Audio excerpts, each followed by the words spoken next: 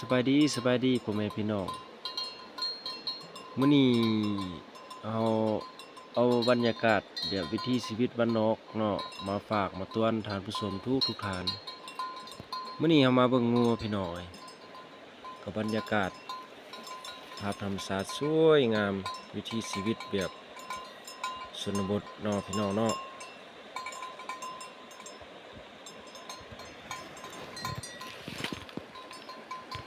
การใช้ชีวิตแบบชนบทพี่น้อยบ่มีเวียกกันเลยไล่เนาะมีแต่ทอเลี้ยงงูเลี้ยงควายพี่น้อยอยู่ตามป่าตามเขาตามดงตามด้วน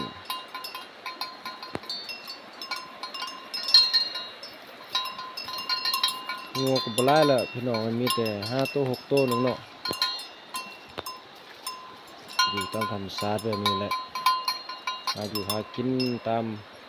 บ้านนอกของนาเฮาอาศัยอยู่ตามป่าตามดงตามเขาลูล่าคือคนอยู่เมืองเยอะดอกพี่น้องเสียชีวิตแบบพอเพียง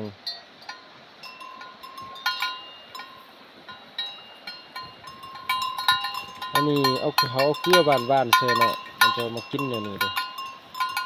เพราะว่างูเนี่ยเขามักเกลือเนาะบ้านใส่แล้วก็จะกินเบียร์กินเล็มกินน้ำยาน้ำเป็นยาเป็นย่างนี่เนาะคูนพี่น้องไอ้งูนี่นะก็ได้กระคูนเพราะว่าเอามักจับมักเลยเอามักกระคูนจับมันเลยก็ได้พี่น้องอันนี้จะเป็นตัวหน่วยเนาะฮะก็เกิดได้ประมาณ2 เดือนกว่าเนาะส่วนตัวดำได้ประมาณปีป้ายเนาะ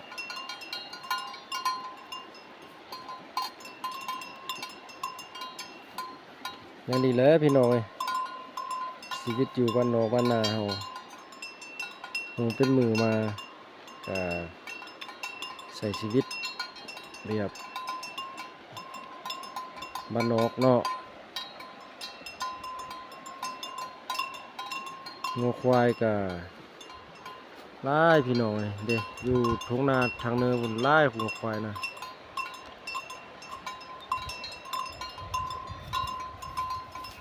พวกงามเลยพี่น้องงัว2 ตัวนี่นะตัวหนึ่งเป็นถึกเนาะตัวหนึ่งเป็นซื่อเนาะถ้าก็ได้2 เดือนกว่าพี่น้องตัวหน้ากับตัวซื่อ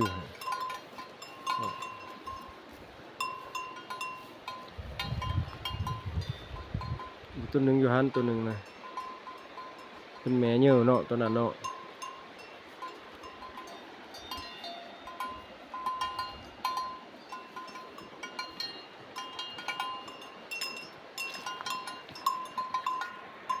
อันนี้เป็นคอกเนาะคอกเวลาเขาจะจับมาสักยุกสักยาเขาจะมาค้างไว้นี้เนาะได้กระบุรีบันไดเราพี่น้องเฮ็ดซ้ำซาสัวข้าวกระซิบประมาณนี้แหละพี่น้องงัวก็อยู่เท่านี้แหละอยู่ใกล้ๆเราก็อยู่ก็กินขึ้นภูตามภูเทิงเราก็ลงมานาเนาะก็เรียบติดกับสายหนามพี่น้องติดกับสายหนองเวียนเนาะก่อนเห็นนาเมื่อนี่แต่ว่าก็นี่นำถากเทมดมาพี่น้องเลยมันจะบั้มเข้ามาทีเดียวเลยนำเมื่อเทมดจนจะฟังไปแต่หนึ่งหัวลุ้มพุ่นเนาะนำมันเป็น2 แคเลยพี่น้อง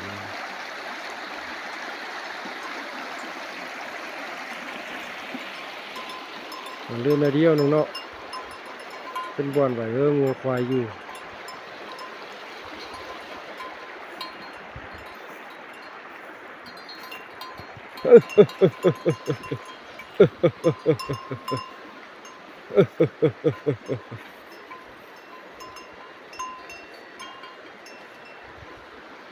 เอากระซิบประมาณนี้เนาะถ้าว่าผู้เริ่มมักก็ฝากกดไลค์กดแชร์กดติดตามเลยเด้อพี่น้องเด้อ